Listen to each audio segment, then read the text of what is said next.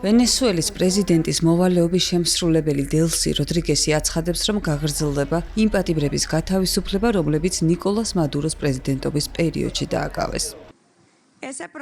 ეს განცხადება მან გააკეთა პირველ პრესკონფერენციაზე, რომელიც მადუროს დაკავების შემდეგ გამართა. პრეზიდენტის სასახლეში ჟურნალისტებთან საუბრისას როდრიგესმა შემრიგებლური ტონი აირჩია და აღნიშნა, რომ ვენესუელის ხელისუფლება ახალ პოლიტიკურ რეალობაში შედის. მისი თქმით, ასობით დაკავებულის გათავისუფლების პროცესი, რომელიც სავარაუდოდ ტრამპის ადმინისტრაციის დავალებით დაიწყო, ჯერ არ დასრულებულა. ვენესუელა ახალ პოლიტიკურ ეპოქაში შედის, რომელიც პოლიტიკური და იდეოლოგიური განსხვავებებისა და მრავალფეროვნების მიუხედავად ურთიერთგაგების შესაძლებლობას ქმნის. თუმცა ეს პროცესი უნდა ეფუძნებოდეს ერთმანეთისა და ადამიანის უფლებების პატივისცემას, სიძულვილის შეუწყნარებლობისა და ძალადობის ნებისმიერი ფორმა დაუშვებელია, ხოლო კანონი მკაცრად აღსრულდება. ეს არის შესაძლებლობა ვენესუელისთვის და ვენესუელელი ხალხისთვის, იხილონ ახალი ეტაპი, სადაც თანაარსებობა და ურთიერთაღიარება ახალი პოლიტიკური და საზოგადოებრივი კულტურის ჩამოყალიბებას შეუწყობს ხელს.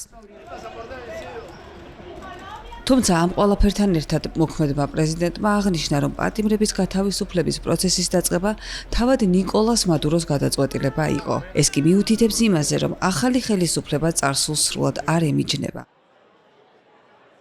დელსი როდრიგესი 2018 წლიდან იკავებს ვენესუელის ვიცე-პრეზიდენტის პოსტს.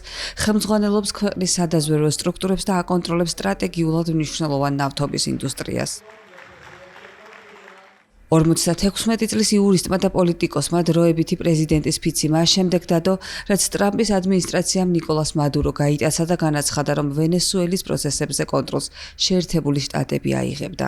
წყაროების თანახმად, დონალდ ტრამპი როდრიგეს თანამშრომლობის უზრუნველსაყოფად დაემუქრა, რომ გაიზიარებდა მადუროს ბედს, ან შესაძლო უარესიც დამართნოდა. მიუხედავად ამისა, რამდენად მყარია როდრიგესის პოზიცია ამ ეტაპზე უცნობია.